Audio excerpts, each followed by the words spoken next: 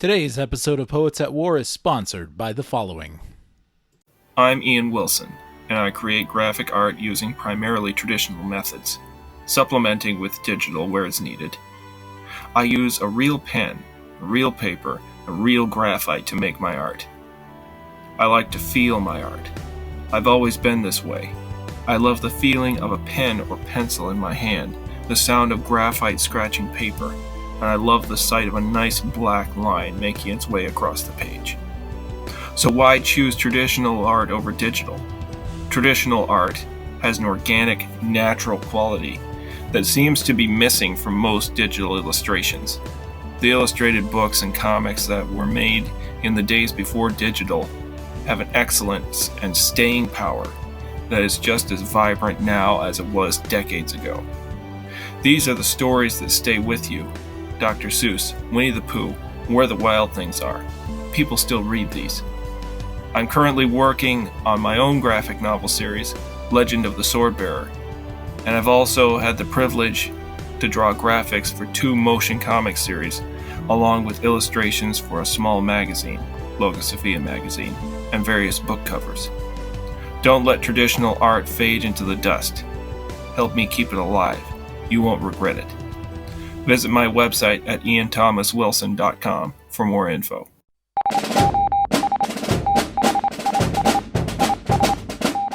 This time on Poets at War, we speak with the CEO of Lore.tv, Marcus Pittman, about adventures in Odyssey, a lot, and many other sorts of things, including artistry and the way Hamilton has changed musical movies. This is Poets at War!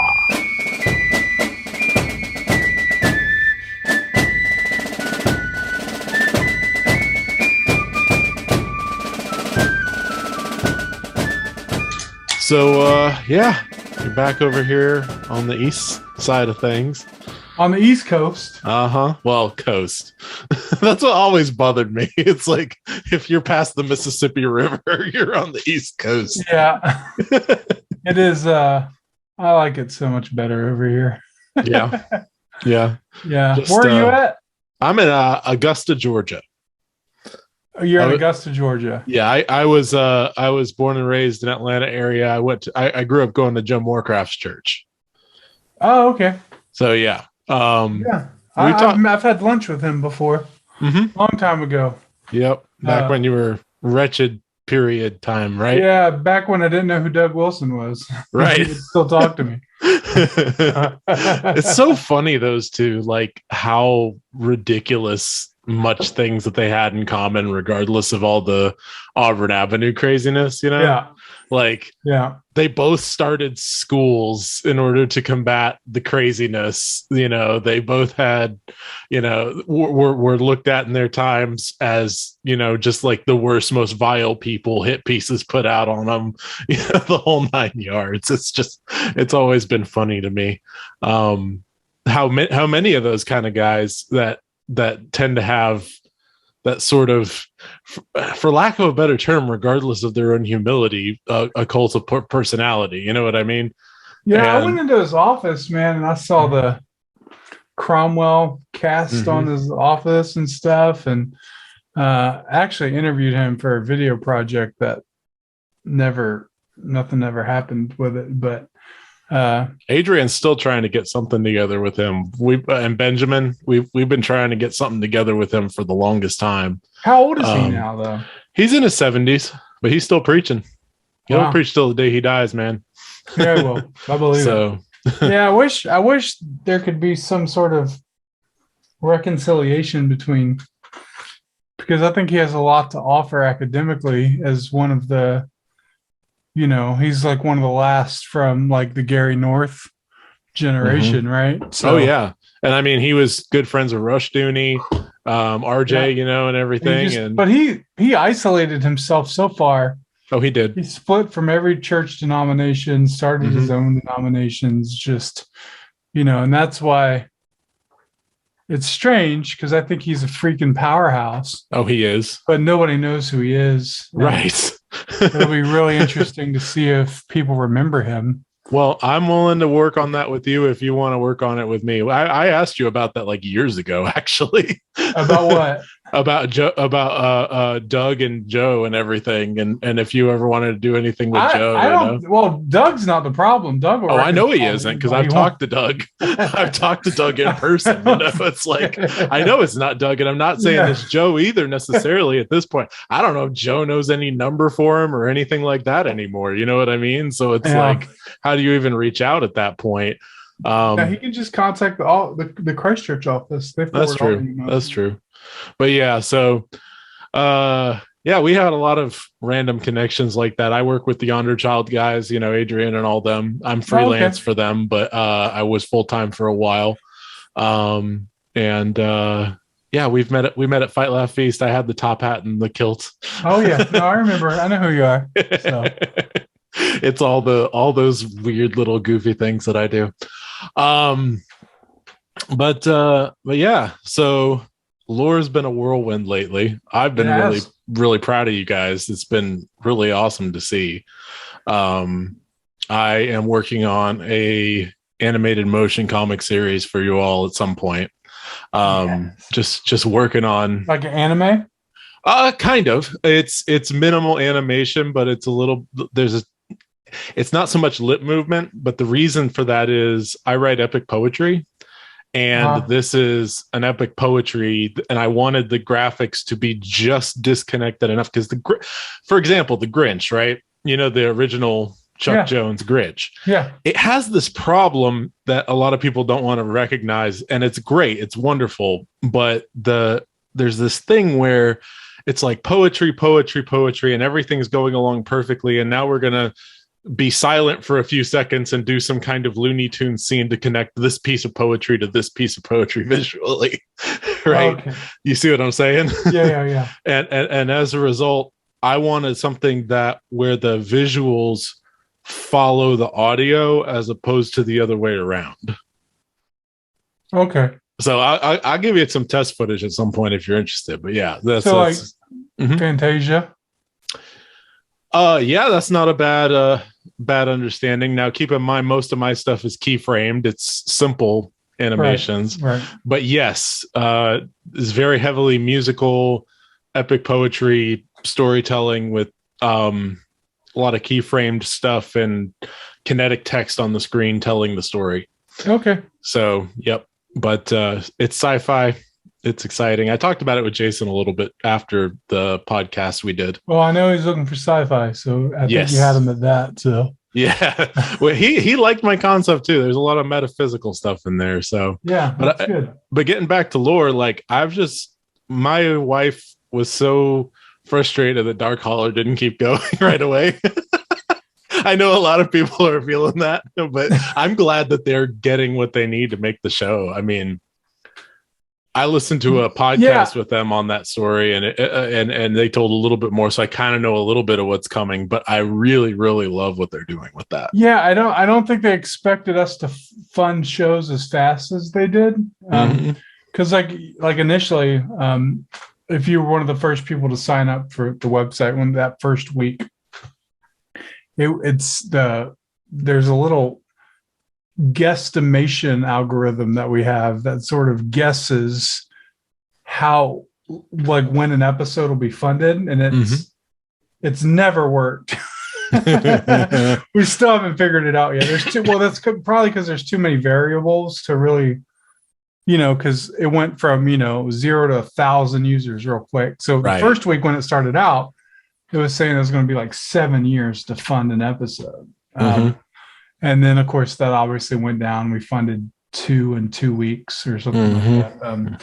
So it went really nuts. I don't think anybody really expected it to work as well as it did. Yeah, as a fundraising mechanism, because it was so different. And that was the last question that we had. We have started the show, right? Yeah. This is a conversation thing. I edit wherever I start. Okay, just making sure. Okay, I figured. I was just making sure. Yeah. So the first, so I mean, we funded the first 2 weeks so quickly, most of the content, and then I think Teach All Nations is the same way. I think he sent me he filmed the last B-roll shot for the last episode today.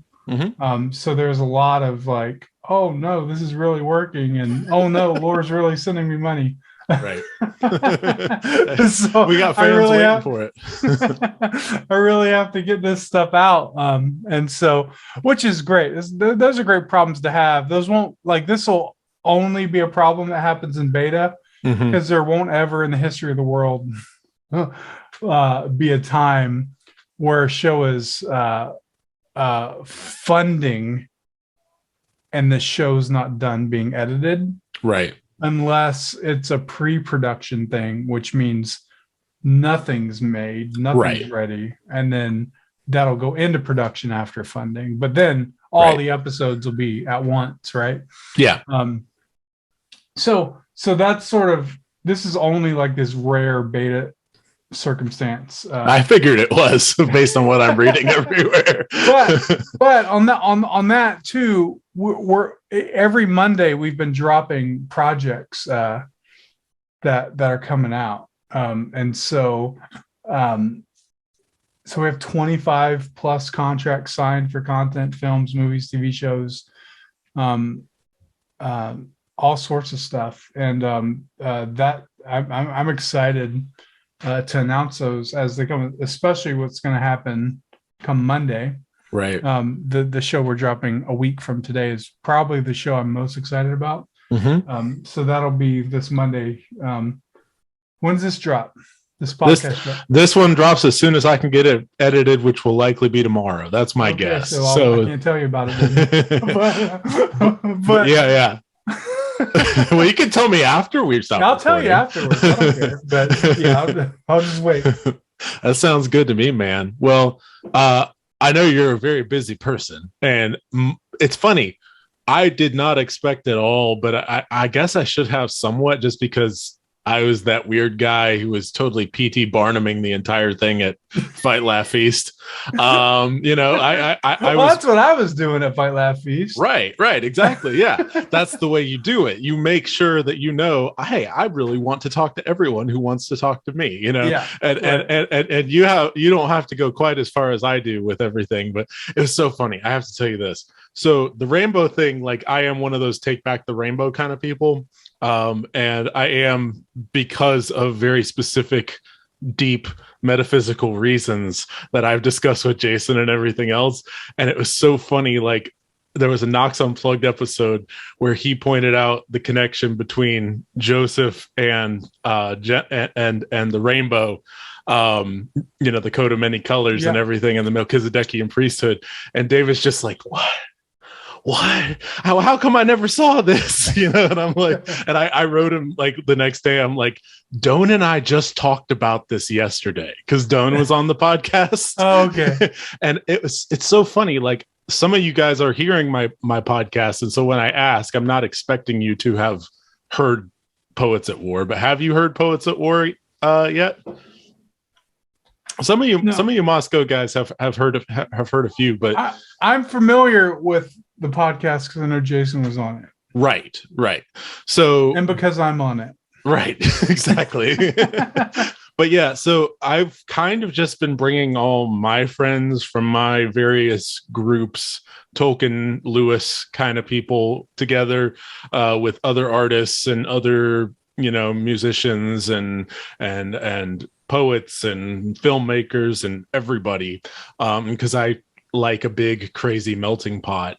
And you're one of those guys that, like, I have been following for the longest time, and have just so glad to have you on. I had Phil Lawler on, which was really great. Yes, that's awesome. Yes, he was my first really big guest, and he was so gracious to do it. But we had such a great conversation too, man. I tell you what, I've been trying to get something with Adventures in Odyssey and Lore since we started this thing, man. They are so great, man. They locked down that IP so hard they won't even let someone come in. And I've pitched to them. I don't care because I just want it done. I don't care if Lore has it or not.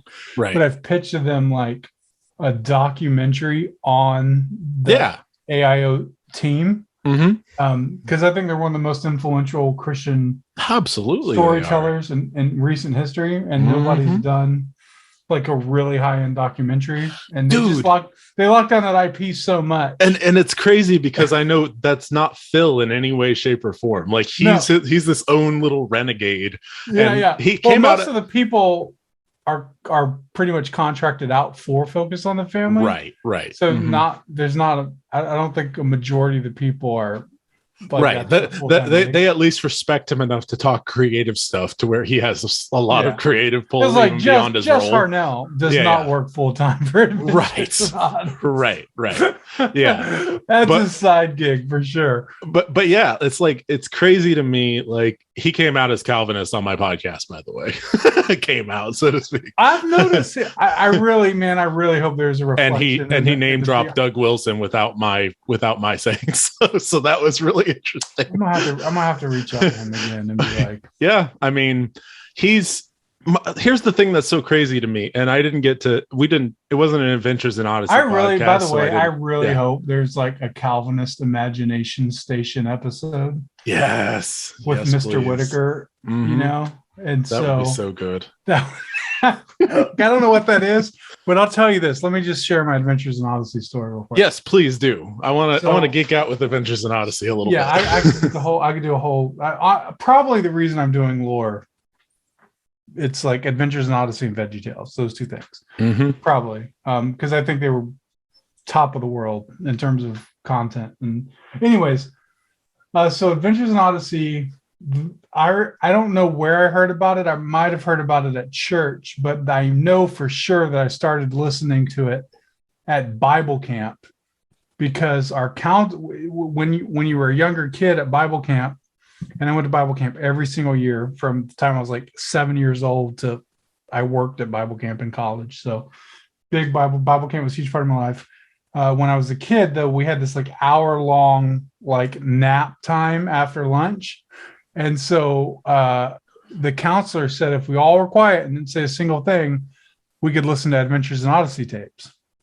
So it was actually the episode, I think it's like 190, 191 on Passover, where the father and son go back in time to be with Moses and Pharaoh. Jimmy and George. That's it.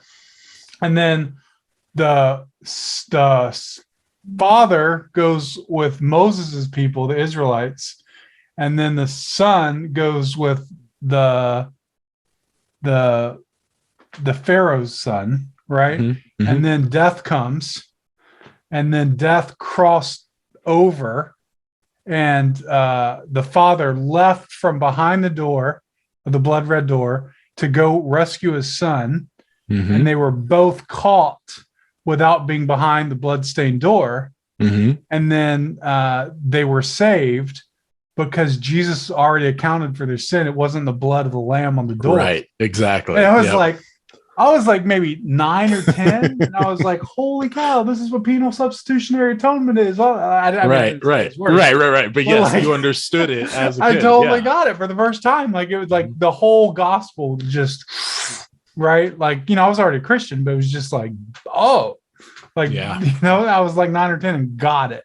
Well, even now, that episode has never left me, man. Yeah. And then I'm ashamed to admit it, but I downloaded like some torrent like when I was in high school of like every episode of Adventures in Odyssey. It was like filled up my entire iPod full of that stuff at the time. And I just binged that, man. I went through all of Eugene's salvation story was one of Darkness Before Dawn is insane. Oh goodness. First off, how can you not cry? Yeah. When it finally happens, but the build up to that of him going in the imagination station against Whitaker's advice and it showing you what happens when you die, and he like tastes hell for like a second, but like that was like several episodes way before, like a year. It might have been a year or so. Yep. And then he slow like build remembers that, and then he loses everything. John Whitaker died. The guy that did the voice died. So he wasn't in these episodes, so they wrote it so that he didn't have anybody. He lost his girlfriend. It was just, the arc of that. This is before people had like binge watch TV shows. Right. like the arcs were incredible. Like nobody was doing arcs. Like VeggieTales Right. didn't do multi-season arcs like that. Yep. Like it's insane. The only people who were doing it were secular. Like, the only other people doing it were secular people like Buffy the Vampire Slayer and stuff, and they came after because they were doing stuff like this back in the late 80s, early 90s. Sure, Darkness Before Dawn was more mid 90s, but we're talking the Battle and the Nemesis from was the 5th album. That was the first Regis Blackguard stuff. Yeah. Right. It was the 5th album. And then I told Casey the other day, my wife, we've got the club and we've been listening through because she didn't grow up with them. She'd heard a few, but she never really grew up with them. So we're listening through and I didn't realize, but in their 3rd album, and this is all Phil Lawler, anything that's like super dark or whatever, like you can thank Phil Lawler. And I love that I love him for it. They kill a girl. Straight up kill via cancer and give you every single feeling of it in the 3rd or 4th album. And I'm like, dude, I didn't realize it was that early on. Like, I'm thinking back to Wits Flop, the first episode and all that other kind of stuff. And I'm like, Karen is literally like the 3rd or 4th album. They went that hard. And that episode always makes me cry. I can't help it, Yeah, the adoption stuff, the foster care stuff, like even didn't Eugene eventually adopt someone? I may not be fully there yet. I'm catching up myself. I ended up falling off on it around 15 or 16 years old just because my life started going, a million miles an hour with football and school and work and everything else, but like I'm catching up now. And I think that might be after where I left off. So no, that's cool. That's cool. I'm gonna get to it eventually. I'm one of those guys that I don't really care about spoilers too much. I don't go and search them out. But like if someone's really excited about something, I'm like, sure, tell me. I'm gonna hear about it anyway. You know what I mean? Like, just that whole thing is really.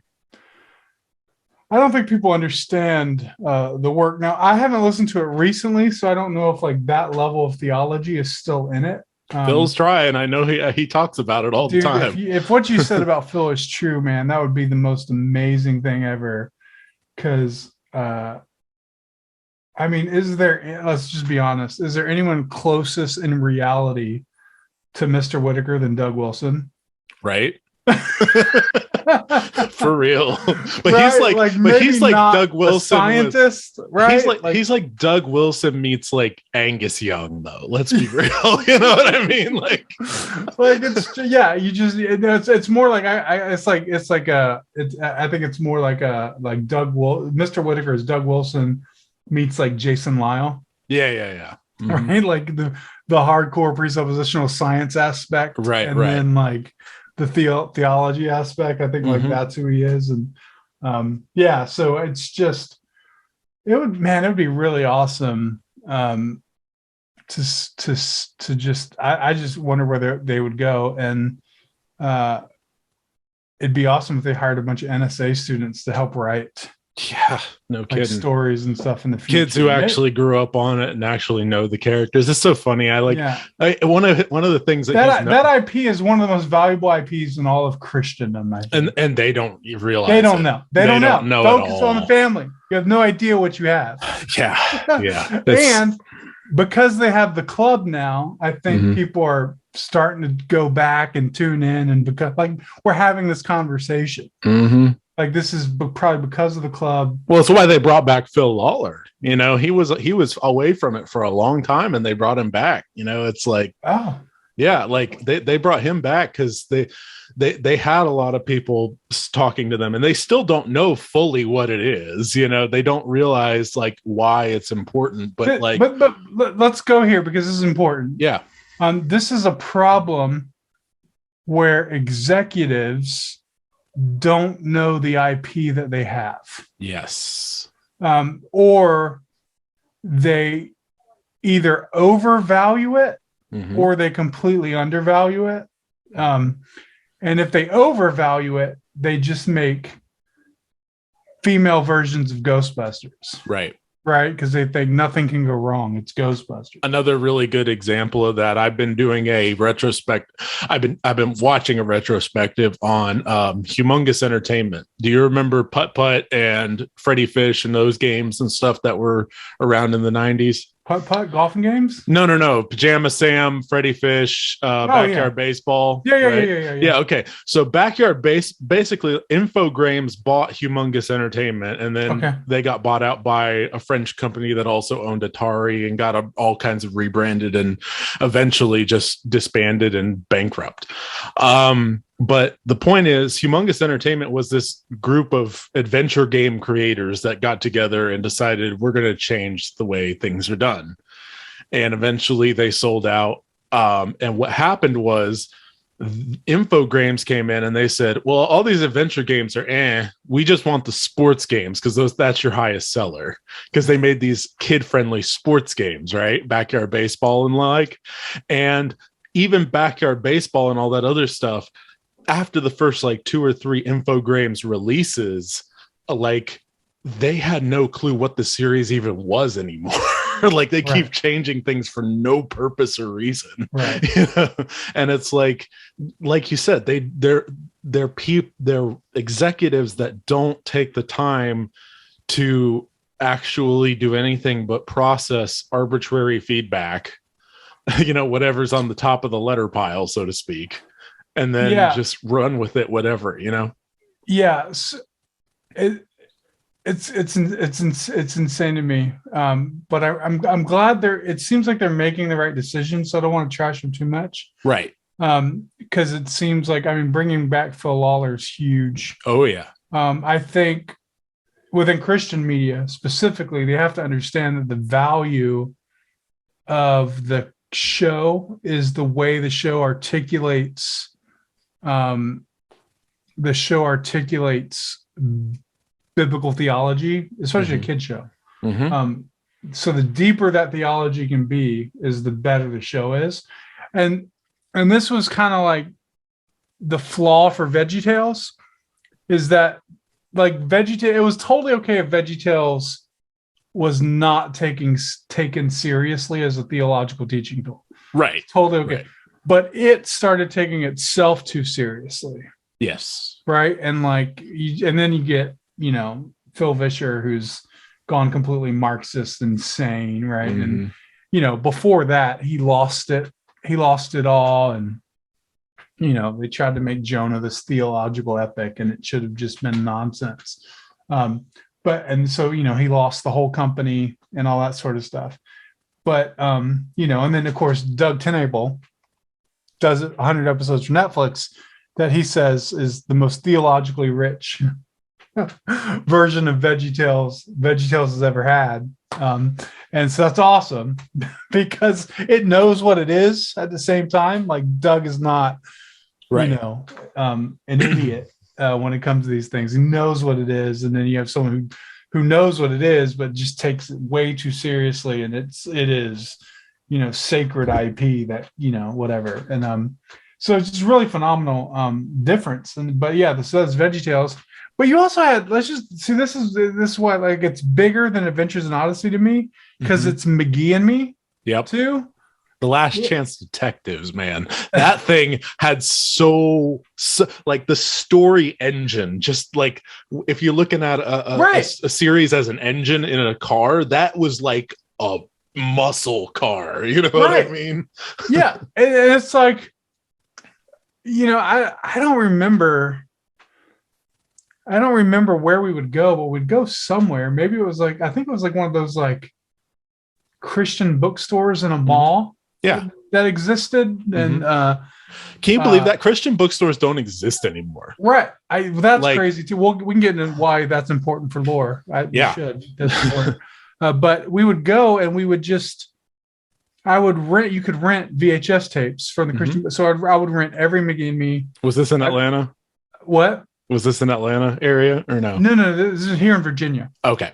So I'd rent every McGee and Me. I'd rent every, when I was a kid, I would rent all the animated Focus on the Family Adventures, right?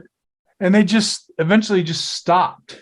And There was no new episodes.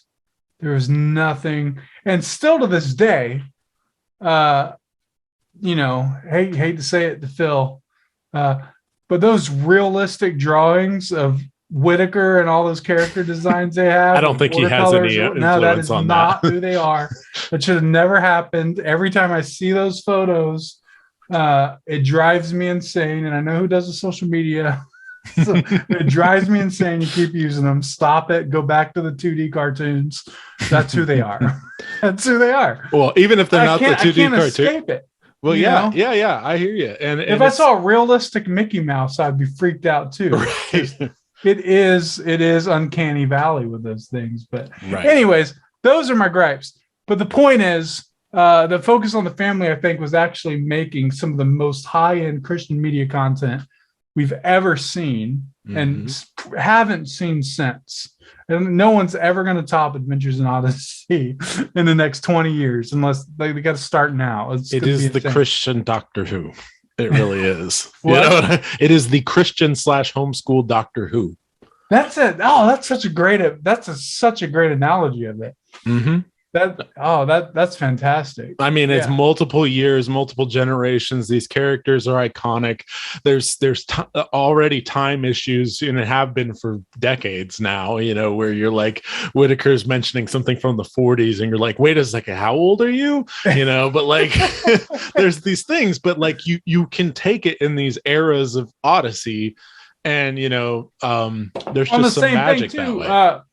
Mr. Whitaker can time travel, so it doesn't matter. Right. You can solve those problems. Exactly. So, but yeah, I mean, if I had the time, I would love to do those really amazing, 1,000, every frame of painting, those YouTube channel commentary videos where they just break down stuff. I would love to do that on I would start that podcast with you and run it, and you just have to jump on. I'll be honest with you. If you want to ever do that, we can do it. I will do it. I mean it. I have to figure it out, man. You know what I'm talking about? Those video essay stuff. Oh yes. Just a video essay on the arc of Eugene's salvation would be incredible. And then there's so many you could do, but in general, so yes, I'm a huge fan. And that I think Adventures in Odyssey gave me a love for really high-end Christian media. And I think we lost that, especially once VeggieTales was purchased by the secular company. We lost that for sure. All the heart was taken out of VeggieTales, all the passion, and then it was just flooded with Phil Vischer losing his mind and being a racist, critical race theorist, and all this other nonsense that he is. And so that's sort of one of the things when I'm building lore. That's one of the things I'm thinking about is how do we create amazing Christian IP that we're going to watch and listen to, or that more specifically, our kids are going to watch and listen to, and then pass on to their grandkids, right? Because Adventures in Odyssey isn't a fluke, right? I'm not doing, well, how did that slip by? There's going to be a lot more of that. I look at Adventures in Odyssey and think a great, fantastic example. Let's take Adventures in Odyssey and apply it to movies and TV shows and everything else. How do we just do that? And so, I still want to direct that no matter how busy I get with lore. If they called me and said, make the Adventures in Odyssey documentary, I would be on a plane to Colorado tomorrow. Mm-hmm. Yep. So Phil, I've already spoken to you about this several years ago, and nobody's done it. Mm-hmm. So I don't even want to own it. I just want the movie. I want it to be made. I want my grandkids to watch an hour and a half and understand how significant Adventures in Odyssey is, and then go back and watch that after watching that documentary and listen to every single episode ever. I would hope that they would be, if they actually did that, be willing to give you access to some of the old interviews that they have in their vault, because a lot of the voice actors have passed away. Yeah. Will Ryan most recently. That was crazy. And those guys are just, incredible. I know everyone really, harps on how great Hal Smith was, and of course he was. I'm not putting anything there, but I don't hear anyone ever saying anything about Paul Herlinger, and Paul Herlinger was just as much Mr. Whitaker to me as Hal Smith, Yeah,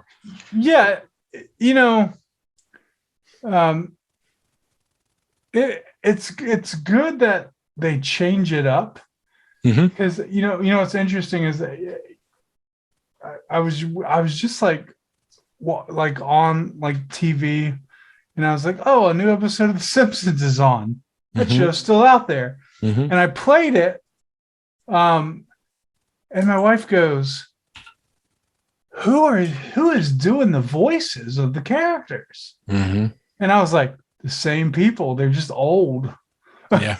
The voices don't sound the same anymore. It's just like there's just no passion, and whatnot. And so anyway, I don't know how this became the Adventures in Odyssey podcast, but that's okay. We can move on to other stuff. That's not a problem. Try to move on. I just really appreciate your passion for the topic. Oh man. my gosh. I have no idea. I'm gonna have to talk to Phil. I'm so excited. Yeah, and I mean, even if we don't do a full-on thing, if you ever want to just do an Adventures in Odyssey episode of Poets at War, we can do that. Okay? I'm down, man. I will do that. Just send me some episodes, and we'll just make like a talk list. about our favorites. Let's do this. Make like top 10 episodes. I'll listen to them, and then we'll just take your list and go through them.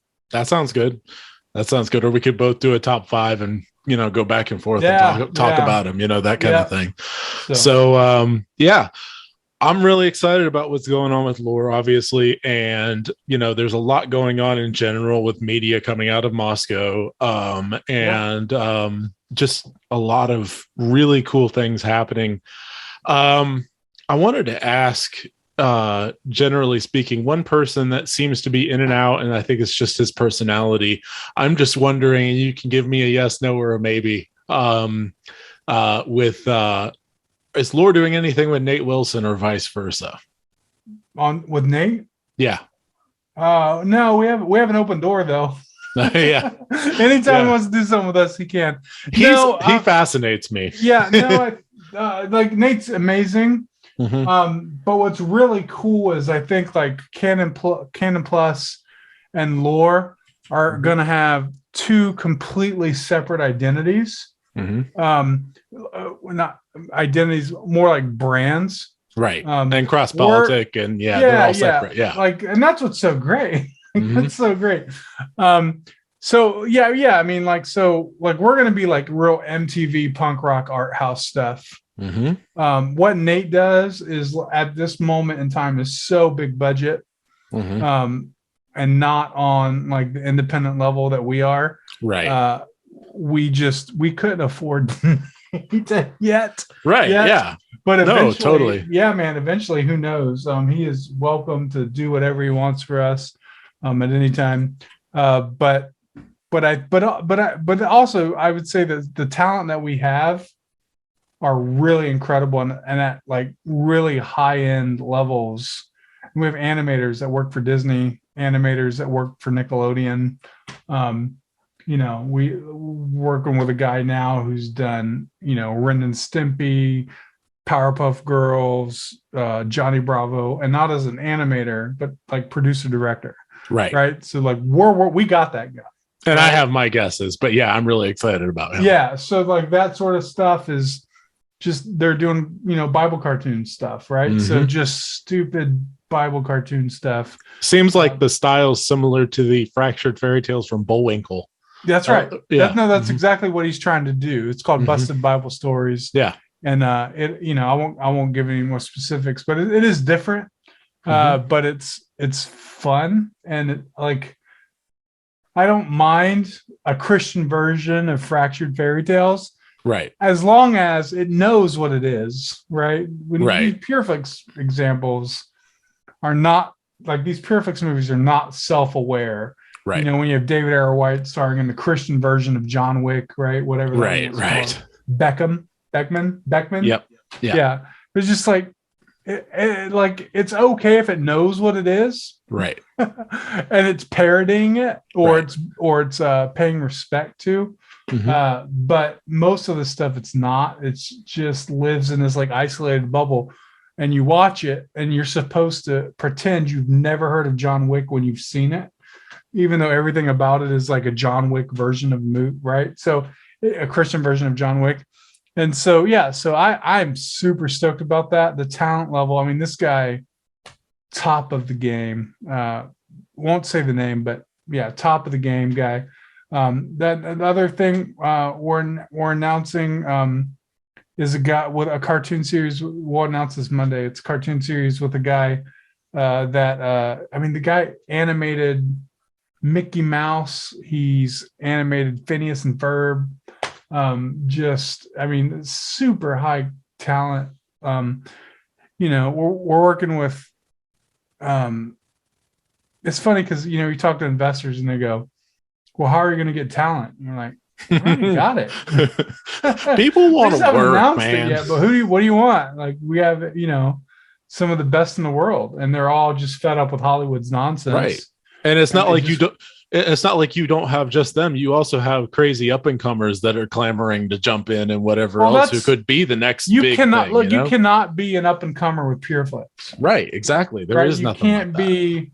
There is no on ramp to be a PureFlix filmmaker. Right. Right. You're either in that circle or you're not. And I know that specifically. Or you have a lot of money and they're interested in it, which everyone's interested in money. Yeah. Don't get me wrong. Well, that's different though. So like me, I could go to investors, raise $30 million for a movie and make that movie. And then PureFlix would want to latch on because that's what happened with the Wing Feather saga. I don't know if you're familiar with that one that's getting made and everything. So like all that sort of stuff is, it's so it's that. But here's the thing: those big budget productions are nice, but they're not what changes the world. Right. It's the art house, the independent stuff. It's those sort of things that like the really different and unique stuff. Adventures in Odyssey being made back when it was being made was there wasn't. Like it makes sense radio now. Drama, yeah. Like it makes sense now. It's like, yeah, you got podcasts. You have. You have. But they did it on cassette tapes, right? Like those aren't even cheap to produce, right? And then the only way you could hear it was on the radio station at was it Saturday mornings or something? I think that was the longest time. See, I don't remember radio. I was always tapes because my aunt ran the Southeast Homeschool Expo, and those things were passed around like crack, man. I tell you what. I know. Everybody had they were bigger than Pokemon cards in Baptist churches. So there were so many moms who had these giant canvas bags where they would lug around Salty the Salt Songbook, the Donut Man, and Adventures in Odyssey. And it's just like, and whatever Hallelujah Praise Psalms for Kids thing, but like, that it was majority Adventures in Odyssey in those bags, Well, yeah, that's what I'm talking about. So I mean, obviously, Focus on the Family had a massive budget in the '80s, and they were able to produce that sort of content and stuff. But like we're way better situated for that sort of content now, right? Because we have streaming services. We're not dependent on Christian bookstores. Christian bookstores shut down; they don't exist anymore, right? Family Christian closed. Lifeway closed. And so the reason Christian movies are so feminine is because they knew that a Christian movie was only going to be in a theater maybe 2 to 3 weeks. And so they had to sell the DVDs or VHS tapes of the movie at the Christian bookstores. And the target shopper of Christian bookstores was 35-year-old women and above. Becky. So they just started making all these movies for 35-year-old women and above, not realizing that now they still it hasn't clicked with them yet, that the men are the ones that purchase the streaming in their homes. They're also the ones who purchase the big giant theology books, which are a bigger paying item than your little Amish paperbacks. So That's there's true. That's true. Yeah. So they just, I mean, Pureflix and Christian media are still focused on targeting women, even in the movies about men, right? So Courageous, for example. I like to say Courageous is a movie that is made for women to invite their husbands to the theater, but it's still a movie for women. Yeah. So like it's unable, Christian media is unable to get out of that category. Right. And so here comes Lore, and we have Dark Holler. We have cartoons for kids, and then we have movies, political movies, like Capital, which we just announced today, which is a political drama that we want to raise money for. My wife said she's really excited about that one. She likes the intrigue. Who is? My wife, Casey. Yeah. Yeah. So like that one, I mean, that one is made by the guy who reported on the 2008 banking crisis for Breitbart all those years, and he's writing the scripts, right? So, it is a drama like The West Wing, but it also features at the beginning and end of each episode to sort of give emphasis to the fact that the scripted part is true. There's little, interviews with the people who are actually involved, right? With at the highest levels, congressmen and senators and Fed chairmen and stuff like that, like are all talking about it to give emphasis to the script. So that's who does that, right? Right. So that's really cool. And then we did American Recon, which is awesome. I'm super excited about, which is about a militia protecting the border in Arizona. And so that is a show that will come out, and it's like, I call it's like Deadliest Catch, where it's reality TV, but it's real.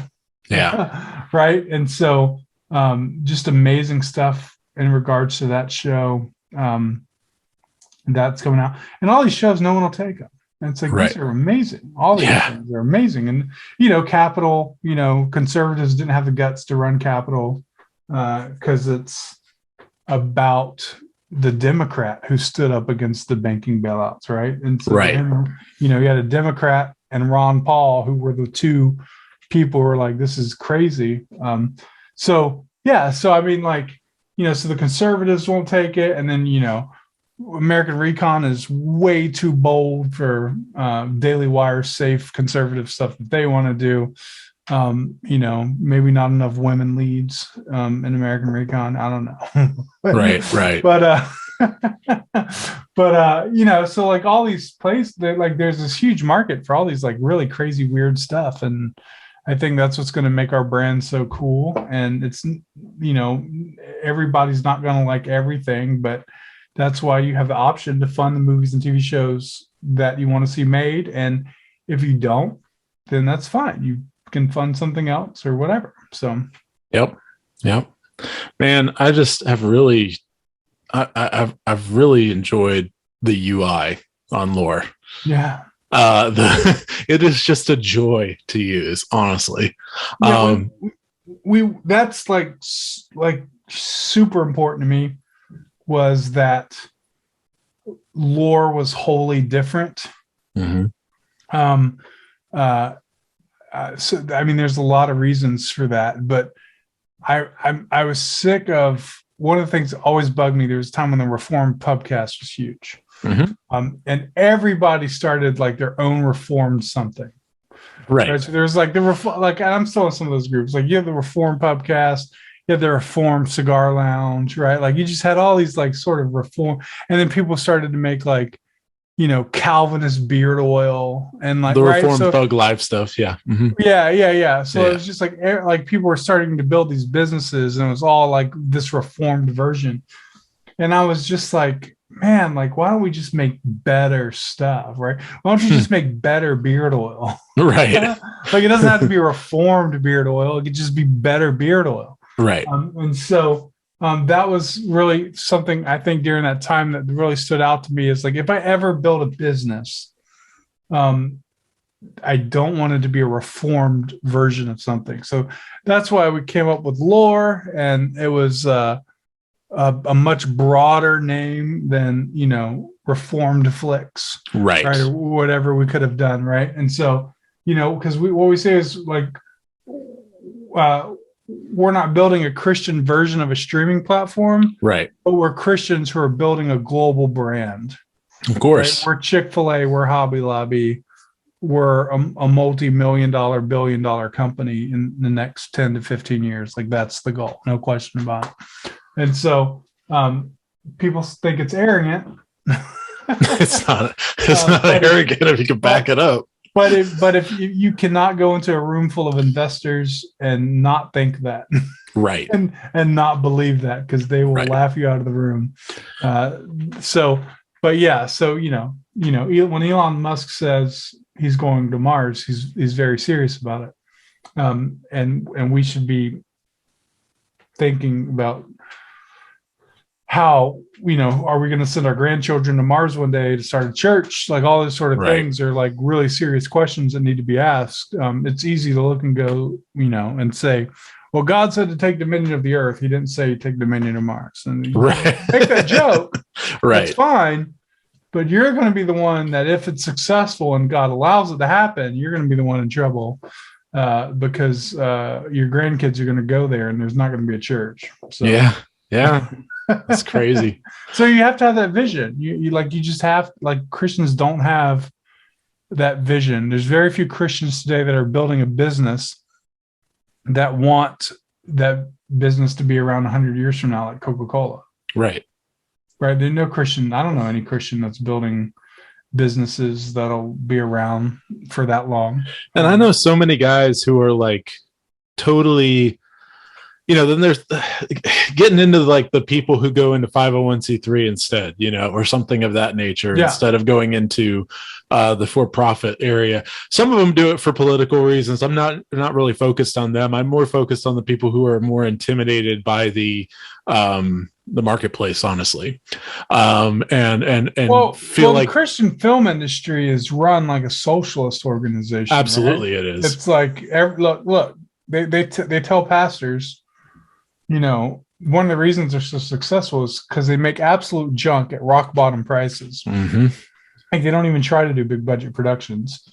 And by that, I mean, they don't try to take the risk, the financial risk, because they don't have to, because they know that they've conned all the pastors into buying out an entire movie theater for the course of a weekend, and then pass out free tickets.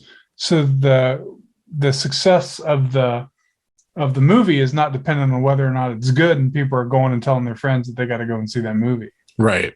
It's just because your pastor went and bought 300 tickets on a Friday night. Yeah. and passed them out to you. Well, I was just going to say, a lot of people who, they get intimidated by the competition, by the industry, by the, honestly, like you said, socialist stuff that goes on with even taxes, and things of that nature, and all the stuff you got to deal with that. That's one of the reasons I'm who I am, and the way that I do the things the way I do. I am fully punk rock, a lot like Doan in that way. I'm not anywhere near Doan's level, but I very much am just like, I'm going to do this. If you want to give me money, great. Right. And that's how I do my freelance. That's how I do my storytelling and my epic poetry. And I have over probably close to 2,000 poems now in various worlds and series and things like that I'm slowly building as intellectual IP for my children, for them to actually have as a down payment of my imagination into their future. Yes, and that's why I want to say that that's one of the reasons why Lore, when we work with filmmakers and artists, we do not own IP. Like that's a huge thing for us is we want the artist to be able to make something that they can pass down to their children. In the same way, C.S. Lewis Foundation and the Lord Tolkien Foundation, all these sort of organizations that are for their kids. Forget the fact that they're complete idiots, the people that are running it now. But that's a different. I don't think Douglas Gresham is a complete idiot, but there's definitely some. I think he has some regrets already with selling to Netflix and then not doing anything. They're sitting on Narnia right now. Yeah. The only reason is, here's the thing. We just came from a road trip from Idaho to Virginia. We just got here to Virginia. And I confessed to my wife that I've never read Chronicles of Narnia. I've only seen the movies. And I know. That's because that wasn't, I went to government school. Like those books didn't exist. Right. I had them read to me by my dad. I saw the Disney movies. I mean, obviously I've known for years that, what Chronicles of Narnia is and the legend that they are, but we started listening to Joe Rigney's Live Like an Arnian. And I was like, honey, I have not even read these books. So we downloaded the audio book from Audible, and I listened to Magician's Nephew today. Oh, you started the wrong way. No, we finished it. Yeah, we finished it today. And unbelievable, man. Mm-hmm. It was so good. I was saying you started with the wrong book, but it is so good. And no, you started with the right book as far as the publisher, but yeah, that's a whole other. There's a really good video essay. I don't know who did it, man, but it's about why Disney doesn't know what to do with Chronicles of Narnia. And they reference the problem. I think I know the video. Yeah. That the video? I think so. Houston Cooley, I think. Maybe. Yeah. But they reference the problem that says that you can't remove Chronicles of Narnia from the theological aspects of Christianity. Of course not. Disney doesn't want to put them together. Mm-hmm. So instead, they just let that whole they did the first three that they could do probably the least offensive in terms of Christianity.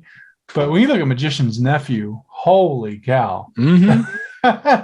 Well, you haven't gotten the silver chair yet. And then sin and the fall. Like there is no gray area in that in terms of like what it's supposed to be and what it's playing to be and who Aslan is and just absolutely incredible, man. I got something to show you real quick. One second. Okay.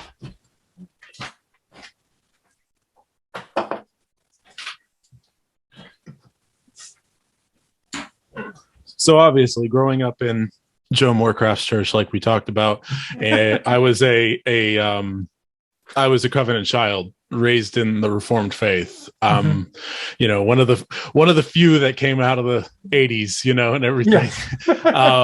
Yeah. When all the Reformed Baptists started coming in and all this other kind of stuff started happening, I was like, I really embraced like all the Reformed branding for a while, and I still kind of do, but I feel the same way as you too. It's kind of both for me, but like I'm just overwhelmed. I was overwhelmed as a late teenager when Young Restless Reformed and everything else started happening, and people started really hearing great preaching, and I started being like, yeah, and you should listen to Joe Moorcraft too, and Doug Wilson and all these guys, and like I've been opened to all kinds of great folks, but one of the things that's amazing, like I've just started doing these on TikTok just because the algorithm finds it an anomaly.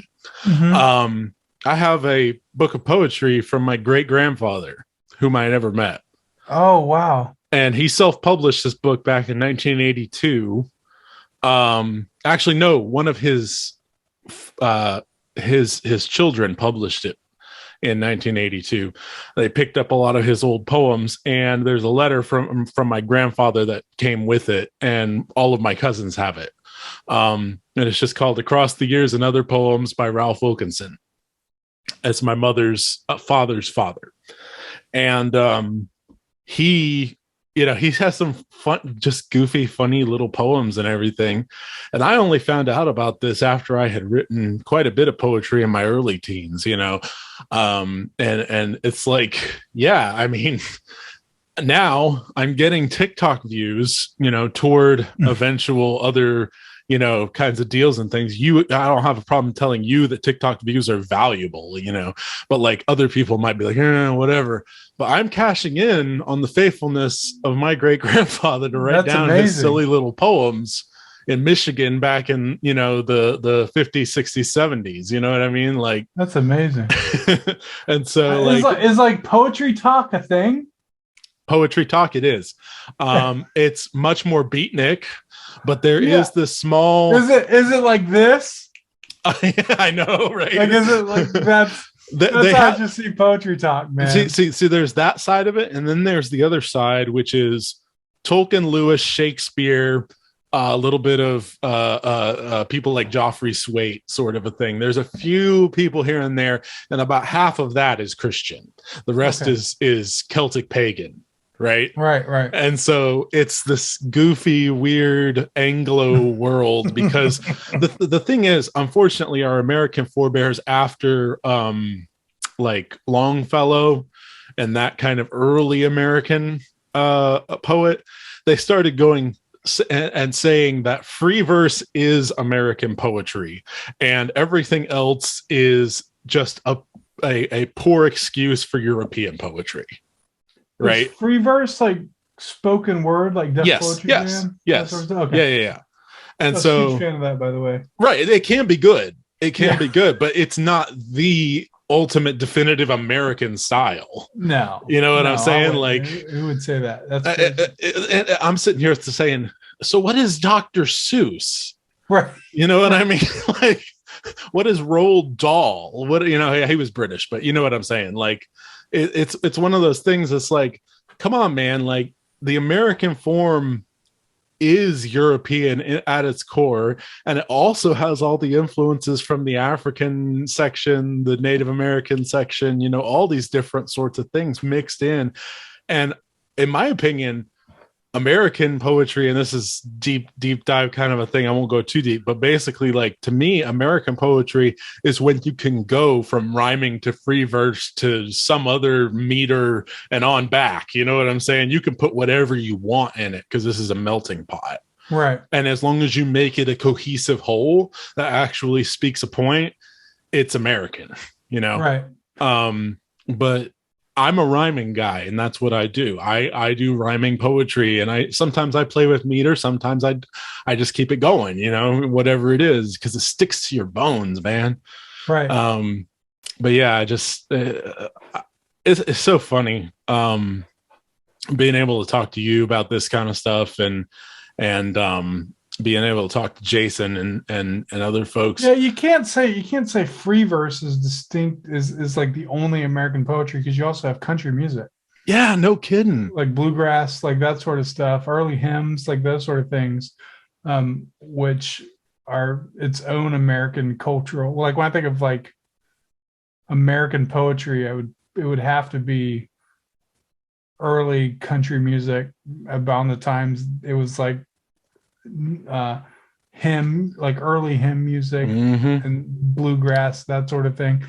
Like when you go to the Hall of Fame Country Music Museum in Nashville, first thing you see is the hymnals and the old gospel music, and like that is distinct American poetry as well. I mean, what wondrous love is this is one of the most American things you can possibly hear. You familiar with that song? But then you do have like obviously Def Poetry Jam, like that stuff. But then you have hip hop. Yep. Right. So which I do some of that too. Which is metered. Right. So like those sort of things. So it's also free metered. That's the other thing about hip hop. It's it's rhyming, but it's free metered. That's the crazy thing. You know what I'm saying? So basically, like, you can go,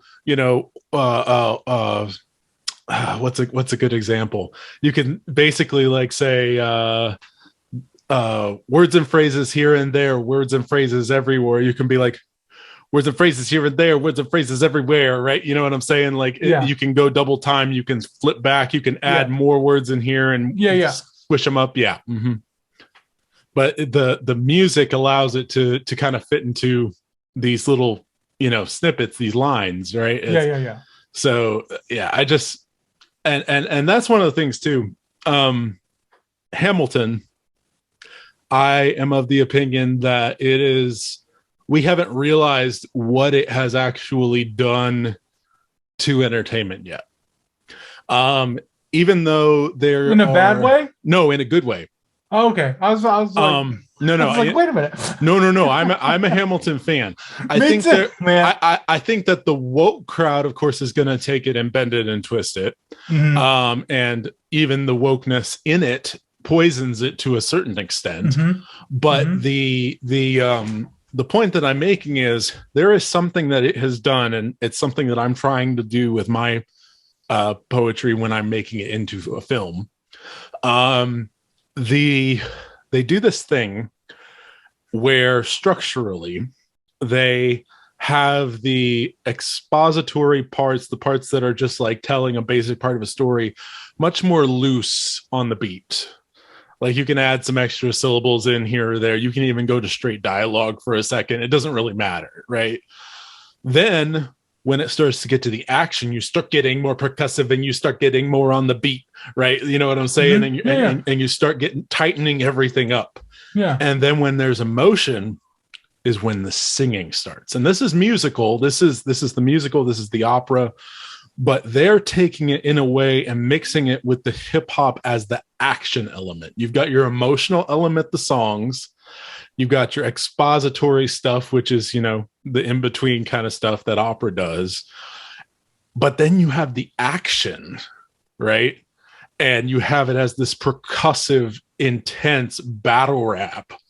And that is an element added into opera that hasn't really been done very much at all before. And it hasn't been done on this kind of stage.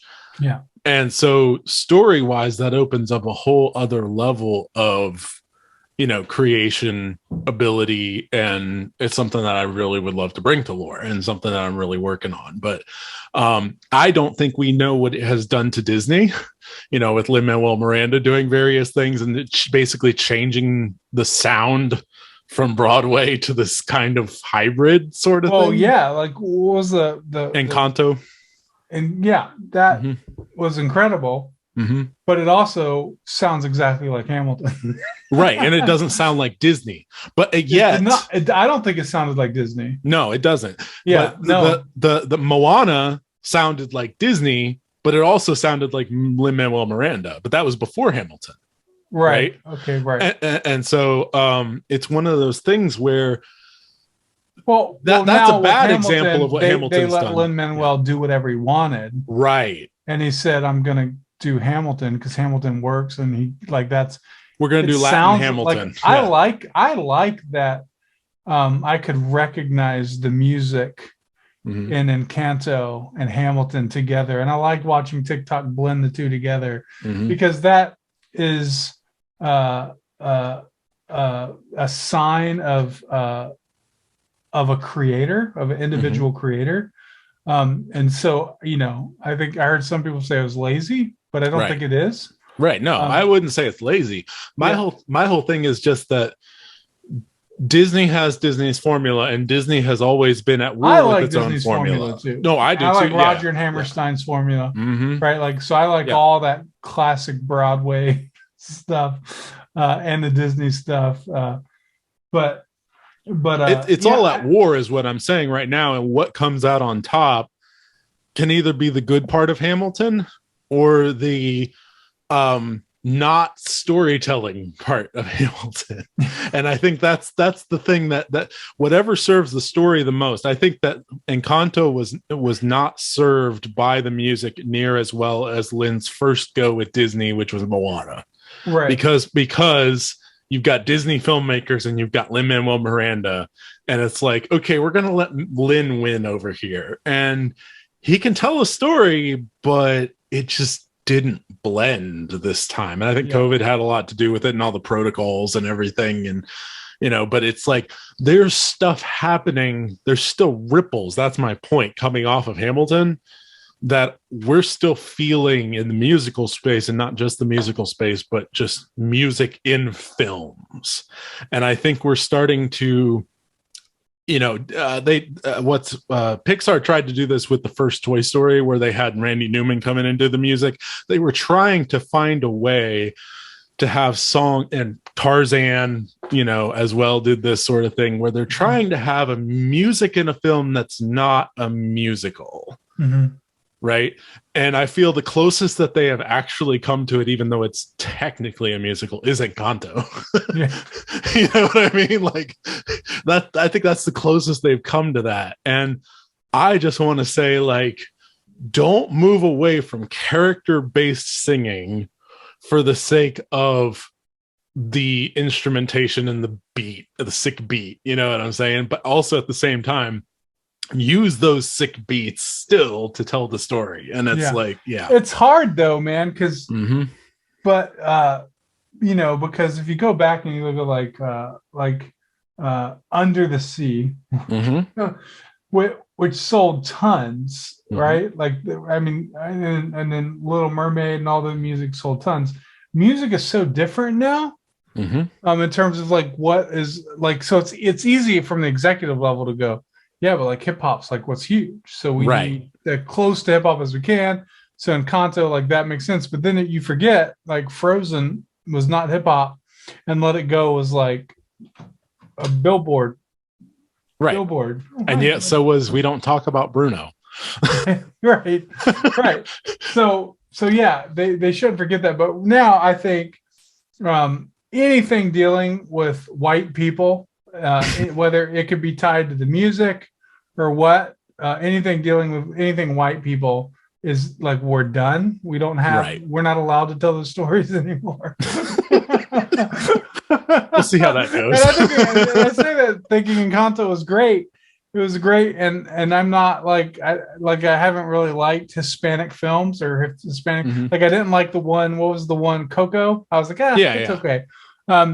But like, I thought Encanto was amazing. I liked it. It was too matriarchal for me. Could have been more patriarchal, but I get it. But there's things I like about it and things I don't. I think there's certain films. Okay, so like Spirited Away, Miyazaki, and this one are two big examples for me. Spirited Away would have been better as a novel, and Encanto would have been better as a video game where you could actually explore the house. It felt like the wrong genre and format for me, but what it did, I generally liked. There were a few things, like you said. Encanto, the video game. For real, though, like if you're actually like looking to figure out the mystery and exploring the house, like it totally works. Yeah, right. Like, but I don't get to go in Luisa's room. I don't know what's going on in there. Like it's anyway. But yeah, well, we probably better wrap up. I want you to have time with your family and everything, especially being on vacation and all. I'm not on vacation, man. We just moved offices. Right. I gotcha. Well, you know what I'm saying. Yeah. But visiting family, that's part of it. So if you can hold on a little bit after I do this little outro, I do want to send you this test footage. And if I can get your reaction, it's short. Okay. And then maybe a little bit about the story if you're interested. But anyway, guys, be your family's bard. Do not turn to the right or to the left, and the Lord will be with you wherever you go. Join us next time in the trenches on Poets at War.